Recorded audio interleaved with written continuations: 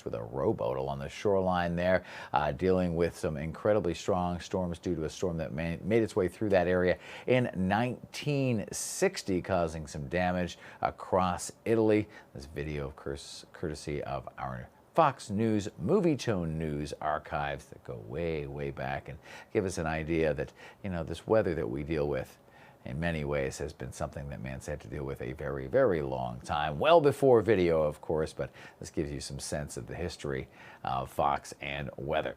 All right, bringing us back to the future here and taking us right back into our own country. Dozens of drivers were swept off the road in San Antonio into the Beidle Creek. That happened late on Thursday. City council members there were given a presentation detailing the factors behind it at its peak. The rain was coming down 6 inches per hour at one point in San Antonio, caused floodwaters to be as high as 2 feet tall. They said the rain event that occurred that evening was considered a once-in-a-quarter-century event.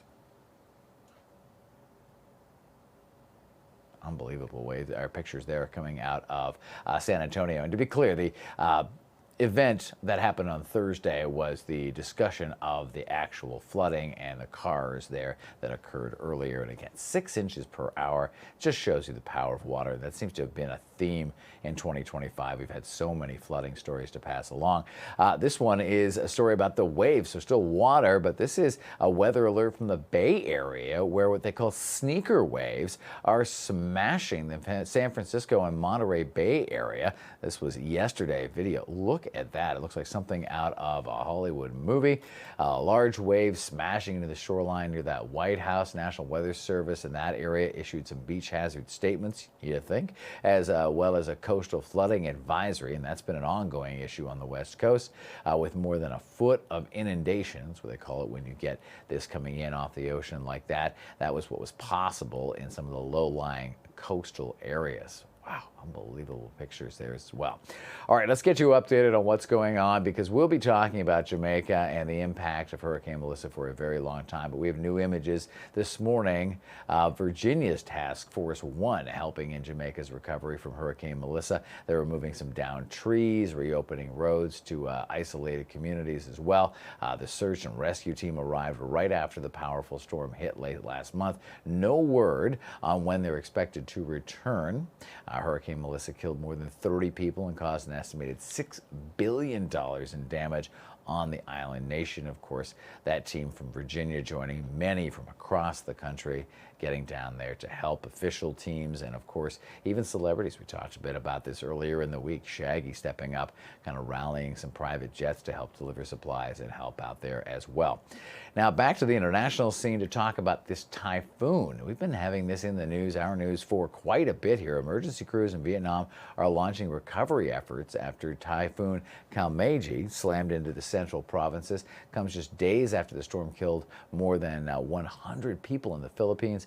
Vietnam has been hit by 3 other typhoons since September, an incredibly active typhoon season for them, causing $1.3 billion in damages. Typhoons are the exact same phenomenon as a hurricane or a tropical storm. They're both tropical cyclones.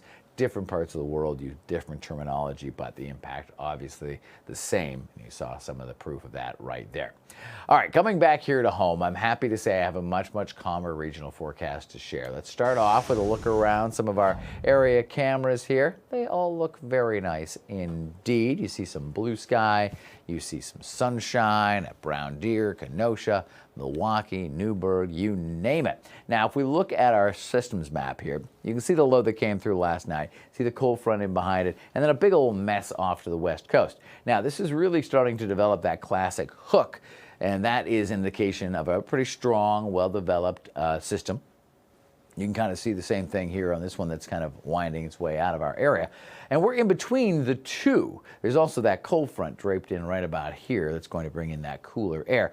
But this low, where it's centered now, won't actually end up being the big player. As this drops in, we'll see more development right about here. Nebraska, parts of South Dakota, and then that pushes its way actually south and east of us, going through and up and into Ohio eventually. And that puts us on the snowy, mixy, rainy side as it makes that that push across the area. Now, we talked about those waves and the warnings. You can see all these areas here highlighted in green all up along the west coast. Those areas, again, are under that coastal flood advisory. Those waves obviously causing some big issues there. And it's pretty windy as we look a little bit closer to home, moving just a little bit farther east into parts of Montana and South Dakota and Wyoming. You've got some wind advisories. There's a high wind watch. We go down to Wyoming, check in with them. You've got a high wind warning there. Go up to Montana. High wind warning there as well. So pretty active off to our west. Back here at home, we're very calm by comparison. We've enjoyed some sunshine. We're about to see the wind shift a little bit, and we'll see that cold front slide through. That will bring in the cooler air. As that cold front slides in behind the low, it sets the stage for this next system. And I said it's this southerly portion here that we'll be watching, and as that low moves through, keeps us pretty busy. So let's go check out Sky Vision Plus here. Show you tomorrow's weather today. And what you'll notice, there are a couple of sprinkles this evening, but a pretty calm night tonight into Saturday morning. And then here comes that low with the rain transitioning to the snow, some lingering lake effect, and then another wrap of snow in behind it there as we go through Sunday and on into Monday. And of course, that does potentially add up. Now, there's a lot of variables going on here. First of all, how much of it will be rain? How much of it will be snow? How much of it is going to be in between? The other variable is the actual ground itself. The soil temperatures are pretty high. We've generally had a pretty mild summer and even late fall, so a lot of this will melt as it falls. So I'm thinking we'll get 1 inch to maybe 2 of slushy accumulation for the central and south counties, and the higher numbers will be closer to the state line. There will also be some much bigger numbers farther north and off to the east, and that's because of the lake impact, right? You're going to get lake effect snow up into the UP. Places like Marquette could get more than 4. That might even be kind of a modest number. And then you get over into the other side of Lake Michigan, and we get that lake effect again. So you get Traverse City, Muskegon, Michigan, the southwest corner of Michigan and portions of northwestern Indiana, notorious spots to get some heavy lake effect snow as well. They could easily get 4, 5, 6 inches worth if that lake effect band sets up. And it's kind of key. The big if there is that the air over it is cold enough and the water is warm enough. Water should be warm enough. Wait and see if the air is cold enough. Now, as we look at the bigger picture here and just kind of compare models, it's important that we do this, right? This is how we make our forecast. It would be probably a job security issue for me if you could just plug in one of these forecast models and let it do all the work, right? AI is good, but it's not quite good enough because you've got a lot of differences between the different computer models, and so that's why we need to focus on not just one, but all of the data and bring it into a consensus to deliver you the forecast, and that's what we do here on the Wisconsin Weather Experts. All right, so the rain chances do go up pretty notably for the weekend, as do the snow chances, as does the wintry mix. Temperatures today, definitely the highlight, the plus side of our forecast. We're in the low 60s for highs today in southern and southeastern portions of the state. Even up north, an upper 40s day in Wausau in November. It's a pretty darn good day. If you really need heat, though, you've got to go a little farther south. Miami's going to hit 88 today, got 80 at Dallas, 86 over in Phoenix. The colder air is just knocking on our door. Bismarck will be at about 38 for their high today. That kind of is where we're headed in the next little while. You definitely see that difference there as we go through Saturday, Sunday, Monday, and those temperatures start to dip, not only for the highs, but also for the lows. But don't worry. There is a little turnaround coming. We get back on the above average side as we work our way on deeper into November. Bear in mind, though, that average is trending downward. So being above average in late November means mid to upper 40s at the very most. So we'll still take the above average, right? That being said, it is going to get cold. It's going to be coat weather, and with the temps dipping, Fox 6 is ready to keep kids warm, one coat at a time. We just kicked off the 41st annual Fox 6 Coats for Kids Drive, and we need your help. All right, you see that QR code on your screen right there? Yeah, scan that with your smartphone, your tablet, or whatever you got, and you can then safely donate money that will get used to buy brand new coats for the campaign. And the buying power of these organizations is huge, so your dollar will go a lot farther for them than it would for you. So even if you just got a few bucks and you want to help out, please do that. If you've got a new or gently loved winter coat that you want to donate, you can do that too. Drop them off at Stein, Hoffels, Landmark Credit Union, or Salvation Army through December 7th. For more information about Coats for Kids, go to our website, fox6now.com. All right, we will be back with more Wisconsin weather experts coming up after the break. We are going to talk Edmund Fitzgerald, and we have the man behind the big documentary that makes its world premiere tonight.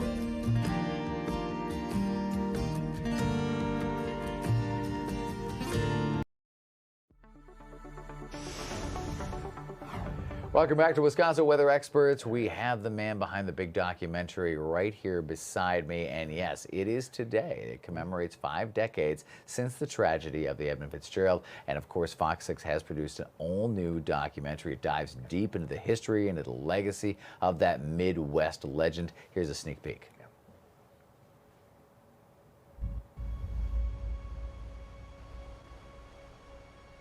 Both the Captain McSorley of the Fitzgerald and Captain Cooper of the Arthur M. Anderson, they kind of went in tandem downbound across the lake. They had been through a lot of storms.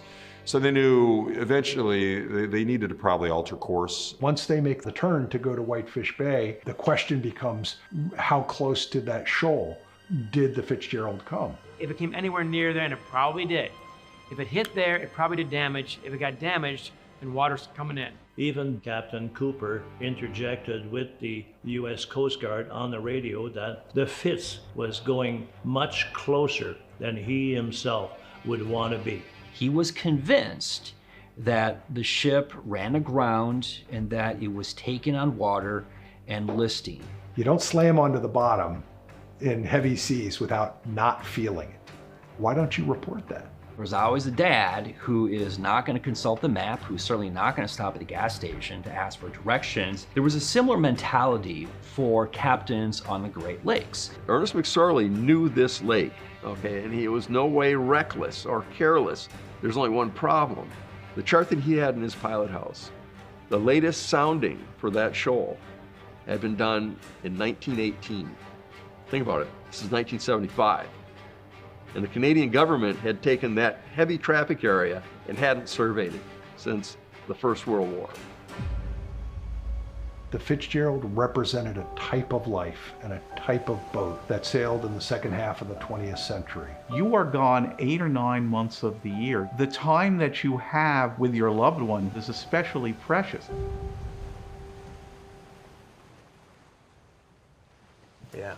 Fascinating stuff for sure.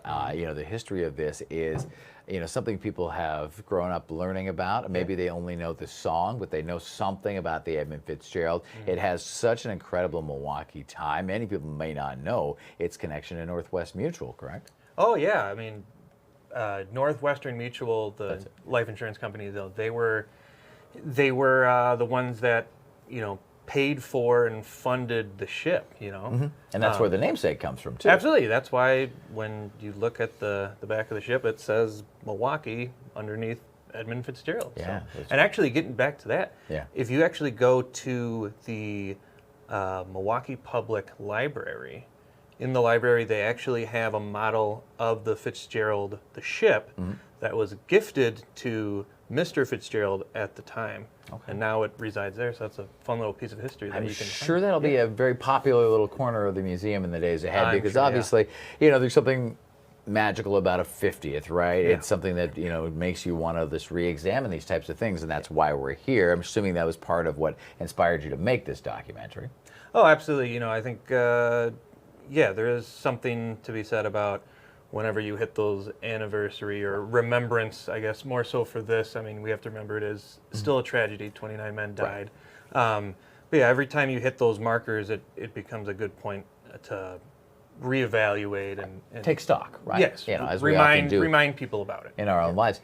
And it's a big part of meteorology too. Obviously, is one of the best known shipwrecks in the Great Lakes, or at least in the modern era of the Great Lakes. And there's a very specific weather pattern that typically forms this time of year, and it's a low that's called a panhandle hook. I think it's fascinating that today, on this 50-year marker, there is a low over Lake Superior, but that's a very different low. Nowhere near the same impact. It did whip up a few gale warnings, but that's about it. The panhandle hooks typically deepen very rapidly, and by that we mean they have a very low center of low pressure.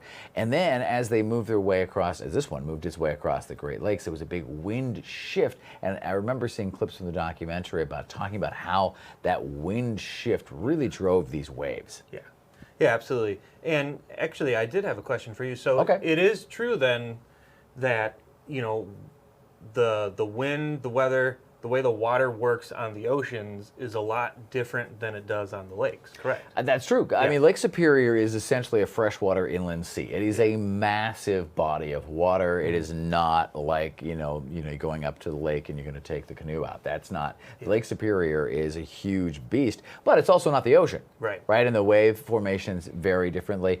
The wind direction is key because of the way Lake Superior is set up. When you get a northwest wind, you've got a big open stretch of water. We call that a fetch in meteorology, and that helps to push more water because you've got the strong air coming over the water surface. And then when it turns to the northeast, right about where they wrecked, as they were trying to get to Whitefish Bay, not the one down the road from our studios, but the actual bay up in Lake Superior, as they were turning that corner, now you've got that northeast wind. So that shift from northeast to northwest made a massive impact. Of course, your documentary digs pretty deep into what may or may not have actually sunk that ship. Yeah, and speaking of the weather, we do take a little bit of time to explain to the viewer, that, as you were just saying, it is a lake, and you can't look at a lake as like, whatever, Right. I guess some people think of lake and they think of, a little recreational spot. Sure, Lake Puckaway, which is a nice little lake that you can take your little, motorized boat out on, but that's not it. Lake Superior is huge. It is very dangerous, and it can have some very big, dangerous, scary storms to be out on. And there's a reason that the Great Lakes, the seafloor, if you will, the lake floor, are littered with shipwrecks from centuries gone by. And so they have to be treated with care and respect. And I remember the clip from the preview there saying, this was a captain that knew what he was doing. He did not take what his job was lightly. So there had to be some extenuating circumstances to lead to this. Well, it's all incredibly fascinating. Congratulations. Thank you. I know it's a ton of work. Just putting this half-hour show on every day is a ton of work. Putting your documentary together as you've done. How long did it take you? We had early kind of rough outlines of what we might want to do for it all the way back in May.